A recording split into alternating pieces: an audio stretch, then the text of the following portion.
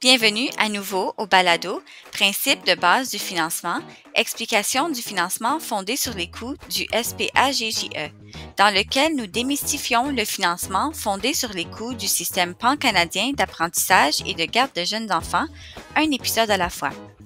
Je suis Paulina, votre hôte, ici pour vous guider à travers les complexités du financement et de ce qu'il signifie pour les fournisseurs de services de garde d'enfants. Mais voici la surprise! Nos invités spéciaux, qui nous aideront à démystifier ces sujets, ne sont pas des êtres humains. Ce sont des voix générées au moyen de l'intelligence artificielle qui ont le don de décomposer les choses, analyser des chiffres et peut-être même faire preuve d'un certain humour numérique. Cette série limitée a pour but de clarifier les principes fondamentaux du financement. Décodons donc le SPAGJE avec l'aide de voix qui ne se laissent jamais. Laissons la parole à nos invités spéciaux. Bonjour tout le monde et bienvenue. Aujourd'hui, on regarde ça de plus près.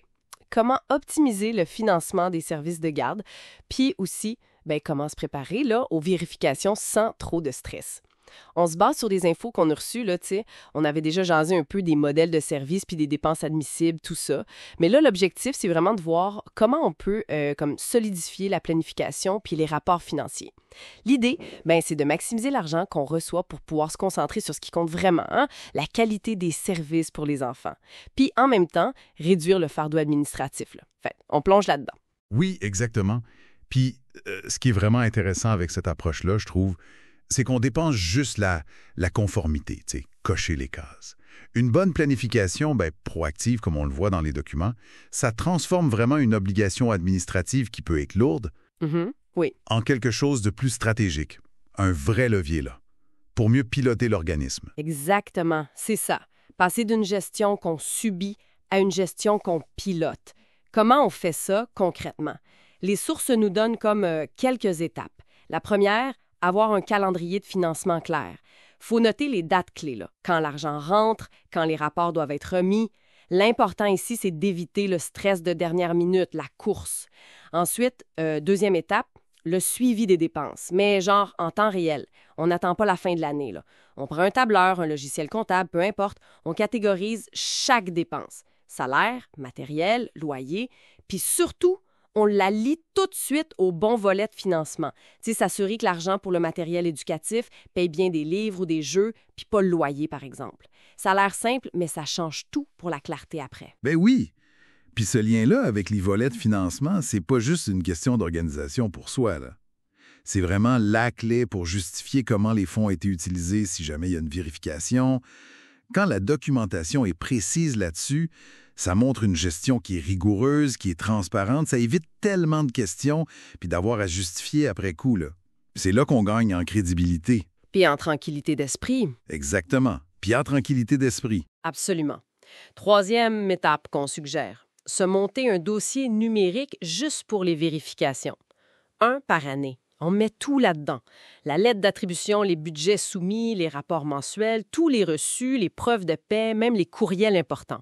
C'est comme notre filet de sécurité, tu sais. Si une vérif arrive, pouf, tout est prêt, organisé. Ça, pour la paix d'esprit, c'est puissant.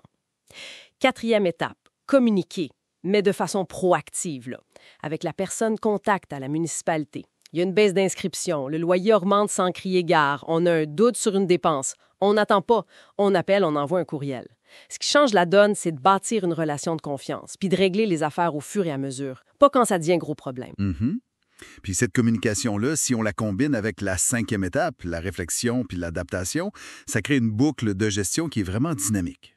Oui, la cinquième étape, c'est juste de prendre, mettons, 30 minutes chaque trimestre pour regarder où on en est. Est-ce qu'on respecte le budget? Est-ce qu'il faut ajuster des choses? Est-ce qu'on sous-utilise certains fonds qu'on pourrait mieux placer ailleurs? Ça peut sembler difficile de trouver ce temps-là, mais les sources insistent beaucoup là-dessus. Puis elles ont raison d'insister, je pense. Parce que cette réflexion-là, au trimestre, c'est pas juste regarder dans le rétroviseur. C'est surtout pour anticiper, pour ajuster le tir, puis pour optimiser comment on utilise les ressources pour le reste de l'année. On n'est plus juste en réaction, là.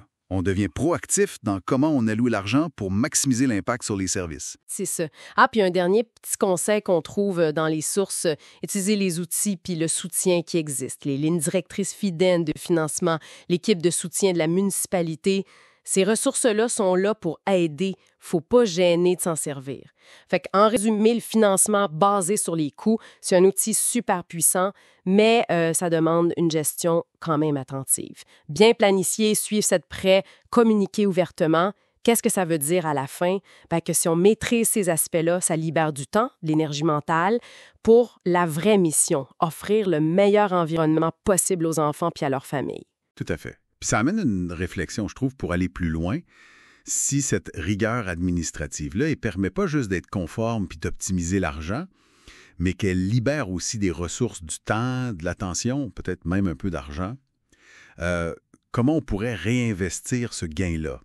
Pour innover, peut-être, ou pour améliorer encore plus la qualité pédagogique, l'expérience qu'on offre aux enfants.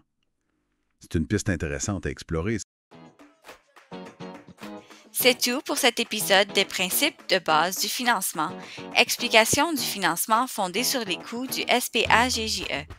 J'espère que vous avez trouvé la discussion d'aujourd'hui enrichissante et qu'elle vous aidera à naviguer avec conscience dans les complexités du système pan-canadien d'apprentissage et de garde de jeunes enfants. Si vous avez des questions, des idées ou des sujets que vous aimeriez que nous explorions, n'hésitez pas à communiquer avec nous.